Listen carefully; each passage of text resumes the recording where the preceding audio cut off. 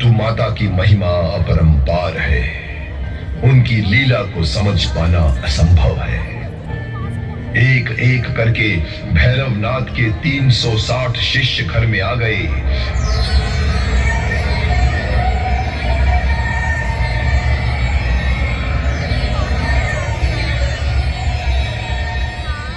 ये देखकर भैरवनाथ की भौएं तन गई।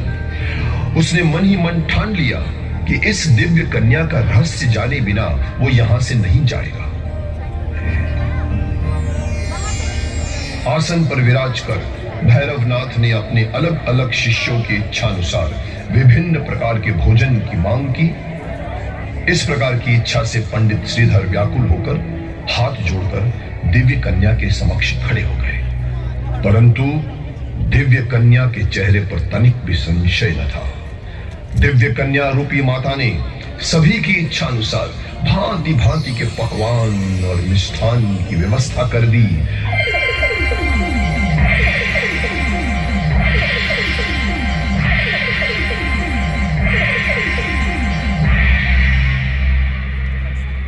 और ये देखकर भैरवनाथ क्रोध से आंखें लाल कर कुटिलता से बोला, अलख निरंजन, तूने हमारे सभी शिष्यों और यहाँ आए सभी लोगों की इच्छा अनुसार भोजन की व्यवस्था की है, परंतु हमारा भोजन कहाँ है?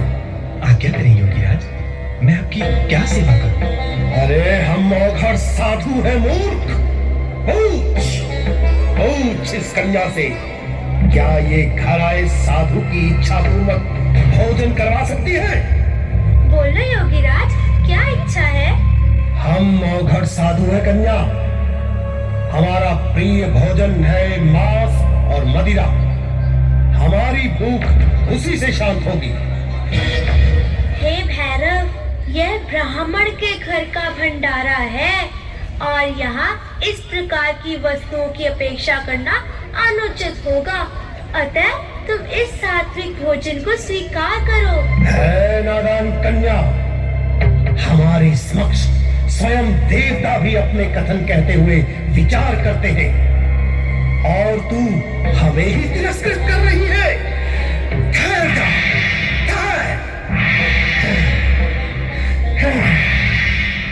इतना कहकर भैरवनाथ कन्या रूपी वैष्णो माता का हाथ पकड़ने की चेष्टा करता हुआ उनकी तरफ लपका।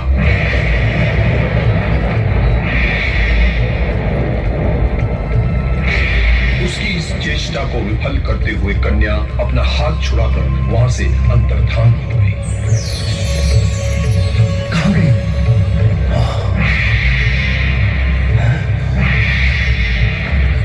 कहां गई?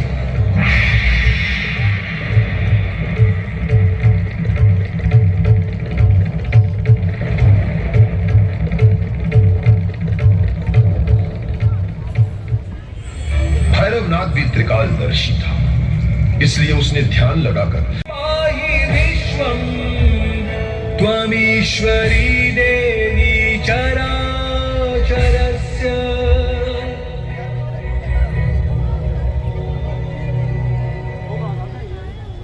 देवी की महिमा अपार है, इसे कोई नहीं समझ सकता। देवी के जाने के पश्चात श्रीधर की पत्नी परेशान हो गई। स्वामी, इन दिव्य कन्याओं ने हमें भंडारे का आदेश तो दे दिया, परंतु हम गरीब इतना बड़ा भंडारा कैसे आयोजित करेंगे? भाग्यवान, तुम चिंता न करो। माता रानी ने राह दिखाई है तो मंजिल पर भी वही पहुंचाएंगी। जय माता दी, जय माता दी।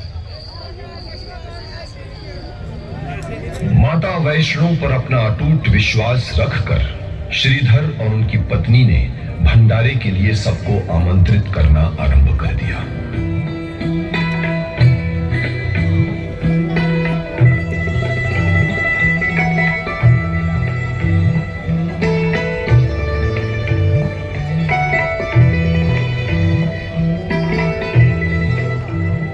और वो निमंत्रण उन्होंने भैरवनाथ को भी दिया।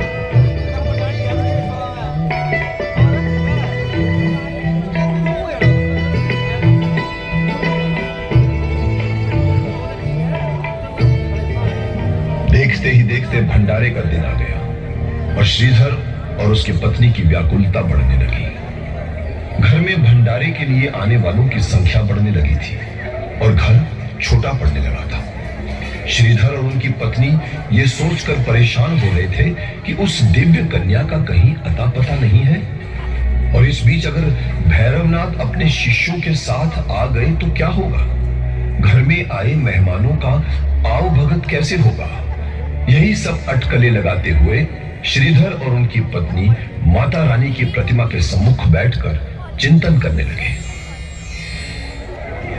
घर में अतिथियों की भीड़ बढ़ती जा रही थी और अब तो लोग भोजन की भी मांग करने लगे थे। ये सब देखकर श्रीधर ने हाथ जोड़कर विनम्र भाव से माता रानी का ध्यान किया और कहा, हे जगत का कल्याण करने वाली माता, मैंने आपके ही आदेश का पालन किया है, परंतु वो दिव्य कन्या अभी तक नहीं आई। मैं क्या करूं मां? मैं क्या करूं? अचानक श्रीधर की तंद्रा भैरवनाथ की अलग से टूटी और उन्होंने देखा कि वो दिव्य कन्या उनके सम्मुख ही खड़ी है। त्वं वैष्णवी शक्ति अनंत विरया विश्वस्य बीजं परमासि माया सम्मोहितं देवी समस्तमेतत् त्वं वे प्रसन्ना भुवि मुक्ति हेतु। आप चिंतित ना हो, आप अतिथियों को सम्मान पूर्वक घर के अंदर ले आए। अपने छोटे से घर को देखकर श्रीधर सोचने लगे कि इतने सारे लोग इस छोटी सी कुटिया में बैठ कैसे पाएंगे। यही सोचते सोचते उन्होंने द्वार पर अपने 360 शिष्यों के साथ खड़े भैरवनाथ को प्रणाम किया। अलख निरंजन। जय माता दी। हे महात्मन, आपका इस गरीब की कुटिया में स्वागत है। अरे मूर्ख अज्ञानी, हमें तो स्वयं देवराज इंद्र भी भोजन नहीं करवा सकते और तुमने हमें भोजन पर आमंत्रित किया है। हे योगीराज, मैंने तो सिर्फ अपनी माता रानी और उस दिव्य कन्या का कहना माना है, वरना मुझ में क्या सामर्थ्य कि मैं आपको भोजन करा सकूं। दिव्य कन्या? कौन है ये दिव्य कन्या और कहां है वो? वो कन्या मैं हूँ भैरवनाथ। भैरवनाथ की आंखें सुर्ख लाल थीं और उसके हाथ में एक बड़ा सा चिमटा और कमंडल था। उसने दिव्य कन्या रूपी माता वैष्णो की ओर देखा। भैरवनाथ को अंदेशा हो गया कि ये कोई साधारण कन्या नहीं है। आइए योगीराज, घर के अंदर आकर आसन ग्रहण कीजिए। अरे तुम्हारी इस छोटी सी कुटिया में इतनी जगह कहाँ है कि हम और हमारे 360 चेले बैठ सके।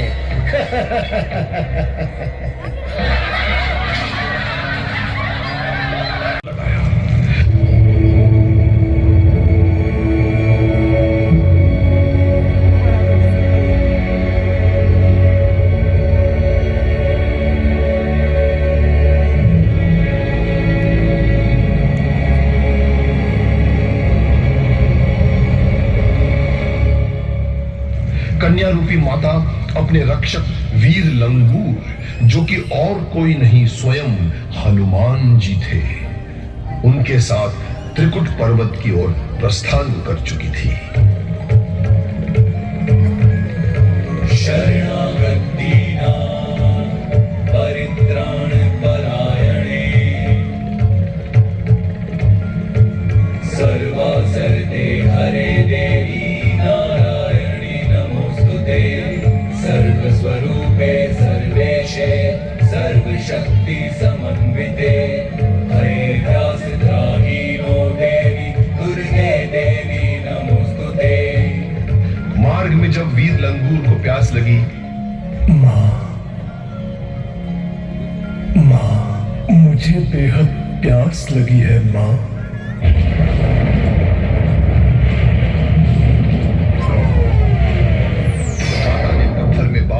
आकर पानी की धारा प्रकट की और वीर लंगूर की प्यास बुझाई।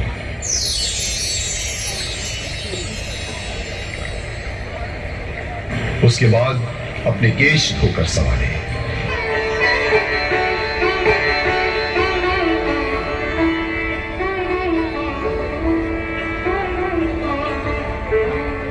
इसीलिए वो स्थान बाण गंगा के नाम से प्रसिद्ध हो।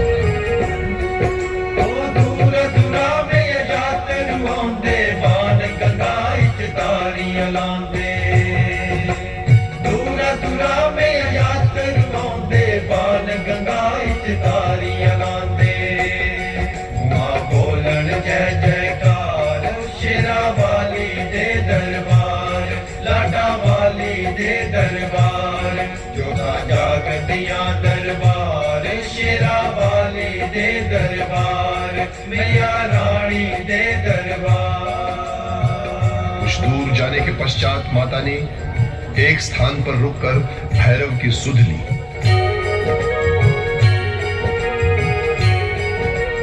जिस शिला पर माता ने विश्राम किया था उस पर माता के चरण चिन्ह अंकित हो गए थे, इसलिए उस जगह का नाम चरण पादुका पड़ा। दर्शन चरण पादुका चौथा आद कवारी जी, तेरी दिन दिन जोत सवाई शेरा वाली दे दरबार, लाडा वाली दे दरबार, चौथा जाग दिया दरबार शेरा वाली दे दरबार, मैया रानी दे दरबार। तत्पश्चात माता आकर एक गुफा के द्वार पर रुक गईं, जहां एक तपस्वी तपस्या कर रहे थे।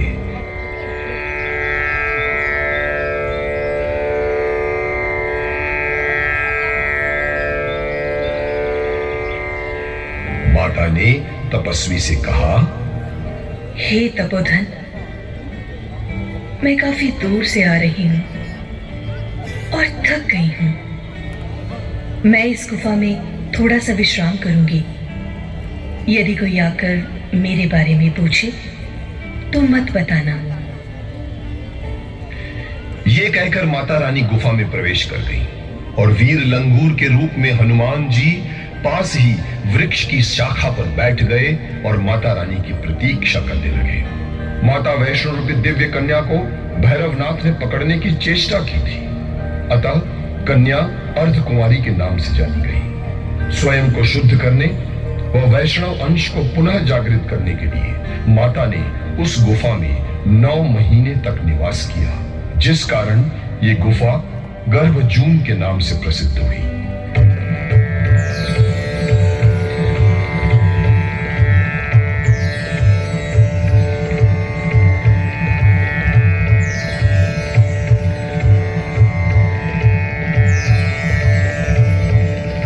गर्भजून में 9 महीने रहने के पश्चात माता ने स्वयं को शुद्ध कर वैष्णव अंश प्राप्त किया।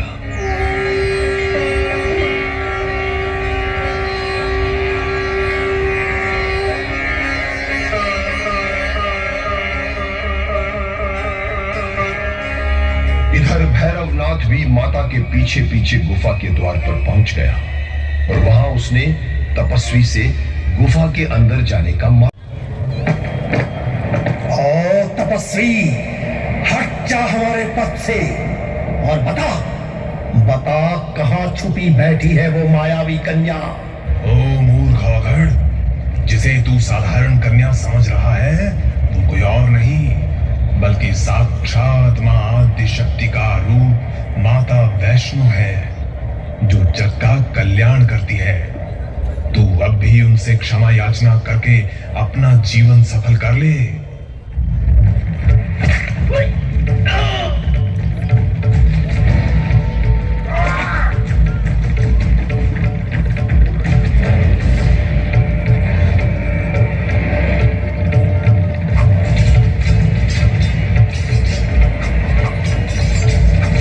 अभिमान के मद में चूर भैरवनाथ ने तपस्वी को धक्का देकर गुफा में घुसने की चेष्टा की तो वीर लंगूर ने उसका मार्ग रोक लिया और पूंछ में लपेटकर भैरवनाथ को गुफा के द्वार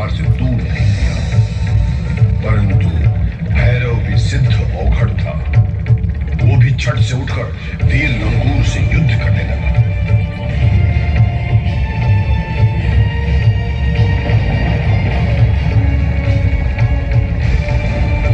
भैरवनाथ के दुस्साहस और अभिमान के कारण माता रानी का क्रोध अब बढ़ने लगा था।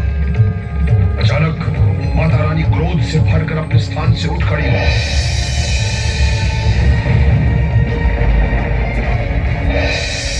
उनके क्रोध से बिजलियां कड़कने लगी और विशालकाय पर्वत भी डोलने लगे। ऐसा लग रहा था मानो पृथ्वी पर भूकंप आ गया।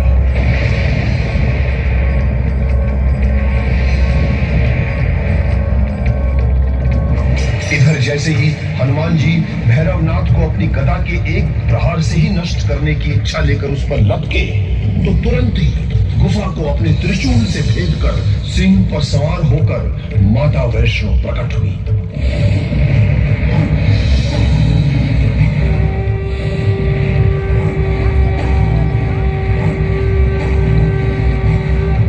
ठहरो वीर हनुमान, इस दुष्ट का अंत हमारे हाथों होना है। इसके पाप का घड़ा भर चुका है। उस वक्त माता रानी के नेत्र गुस्से से लाल थे। उनके चंद्रमा समान सौम्य मुखमंडल पर क्रोध के भाव देखकर लगता था कि स्वयं चंडी अवतरित हुई है। अरे ओ दुष्ट और अभिमानी भैरव, अभिमान की मद में चूर तूने बहुत दुस्साहस कर लिया। अब अपनी करने की सजा भुगतने के लिए तैयार हो जा। इतना ही कहकर माता रानी ने अपने त्रिशूल का तेज प्रहार कर भैरवनाथ का सर धड़ से अलग कर दिया। उसका कटा हुआ सर बड़े वेग से दूर जाकर गिरा, परंतु भैरवनाथ भी सिद्ध पुरुष था। धड़ से सर अलग हो जाने पर भी वो जीवित था और अब उसके पास अपनी करनी पर पश्चाताप करने के सिवा कुछ भी शेष नहीं था। मां, जगजननी, हे कृपा निदान माता वैष्णो, मैं तो मूर्ख और तुच्छ प्राणी हूं। मैं तो नादान बालक हूं माता। मुझे क्षमा करो, मुझे क्षमा करो, मुझे क्षमा करो। पृथ्व्यां पुत्रास्ते जननी बहवः सन्ति सरलाः परम तेषां मध्ये विरतरलोऽहं तव सुते मदीयोऽयं त्यागः समुचितमिदं नो तव शिवे कुपुत्रो जायेत् क्वचिदपि कुमाता न भवति। जब भैरवनाथ ने बारंबार माता रानी को मां कहकर संबोधित किया और उनकी स्तुति करके क्षमा याचना करने लगा, तो माता रानी का ममतामयी हृदय पसीज गया। हे भैरवनाथ, तुमने मुझे मां कहकर पुकारा है, इसलिए तुम्हारे सभी पाप इसी क्षण मिट गए, क्योंकि तुम्हारी मृत्यु मेरे हाथों हुई है तो तुम मोक्ष के अधिकारी हो। मैं तुम्हें ये वर देती हूँ कि मेरे इस दिव्य स्थान पर मेरे पिंडी रूप का दर्शन करने के पश्चात तुम्हारे दर्शन करना आवश्यक होगा।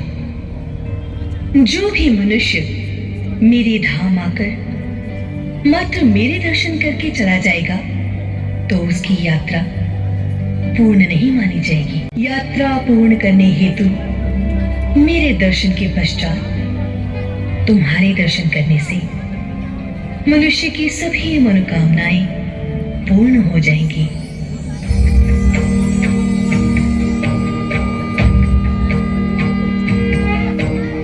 देहि सौभाग्यं आरोग्यं देहि मे परमं सुखं रूपं देहि जयं देहि यशो देहि